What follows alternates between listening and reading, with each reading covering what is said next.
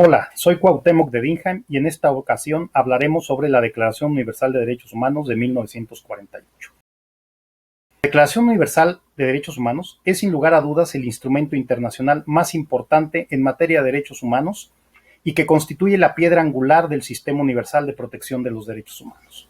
La Organización de las Naciones Unidas fue creada en el año de 1945 por la Carta de San Francisco. Dicha carta estableció, tanto en su preámbulo como en sus propósitos y principios, el tema del desarrollo, estímulo y respeto universal de los derechos humanos y libertades fundamentales de todas las personas sin discriminación. Sin embargo, no estableció cuáles eran tales derechos y libertades fundamentales. En el año de 1946, las Naciones Unidas establecieron la Comisión de Derechos Humanos como principal órgano del sistema de Naciones Unidas en materia de derechos humanos. Dicha comisión asumió bajo la presidencia de la señora Eleanor Roosevelt, destacada activista de derechos humanos norteamericana, la labor de definir los derechos y libertades básicos, estableciendo así una suerte de catálogo de los mismos.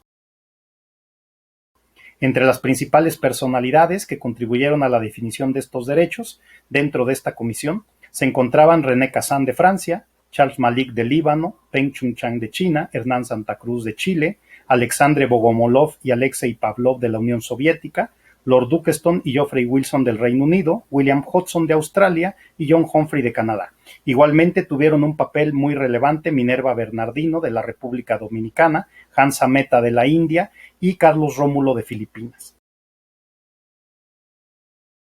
Después de muchas negociaciones, de exhaustivas y minuciosas revisiones y a través de 1,400 votaciones sobre prácticamente cada una de las palabras y cada una de las cláusulas, finalmente la Declaración Universal de Derechos Humanos fue aprobada y adoptada por la Asamblea General de las Naciones Unidas en la ciudad de París, Francia, el día 10 de diciembre de 1948. Esta declaración fue aprobada por 48 votos a favor, 8 abstenciones y ningún voto en contra. Estuvieron presentes 56 de los 58 estados integrantes de las Naciones Unidas en aquel tiempo.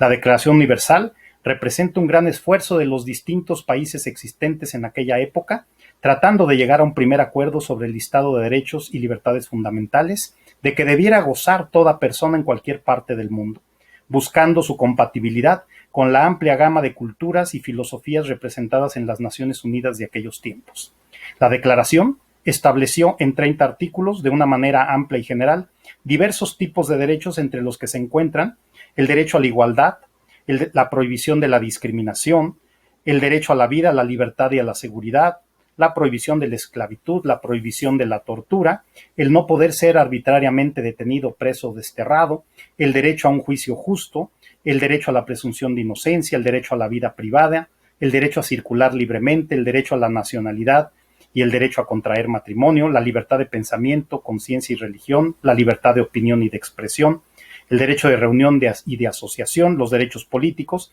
el derecho a la seguridad social y a la satisfacción de derechos económicos, sociales y culturales, incluido el derecho al trabajo, el derecho a un nivel de vida adecuado, el derecho a la educación y, por supuesto, el derecho a un orden social justo.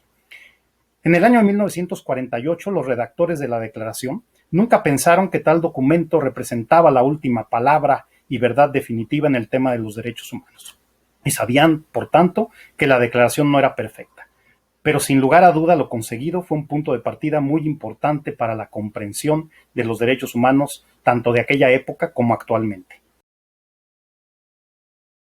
La Declaración Universal fue un punto de salida y no de llegada, y ha servido como base para un gran número de declaraciones y tratados internacionales en materia de derechos humanos, como son los Pactos de Nueva York. Igualmente, ha inspirado o servido de modelo a más de 90 constituciones de distintos países del mundo y ha servido también como criterio interpretativo, no solo en el ámbito internacional, sino también en el ámbito interno de múltiples estados. La declaración, con el paso del tiempo, ha adquirido aceptación universal y ha ido reafirmando su valor, constituyéndose en una especie de carta magna de derechos para toda la humanidad. Aunque no tiene la misma vinculatoriedad que un tratado, la declaración se ha convertido con el paso del tiempo en ley internacional consuetudinaria. Hoy en día, la Declaración Universal de Derechos Humanos sigue siendo uno de los pilares más importantes no solo del siglo XX, sino del siglo XXI.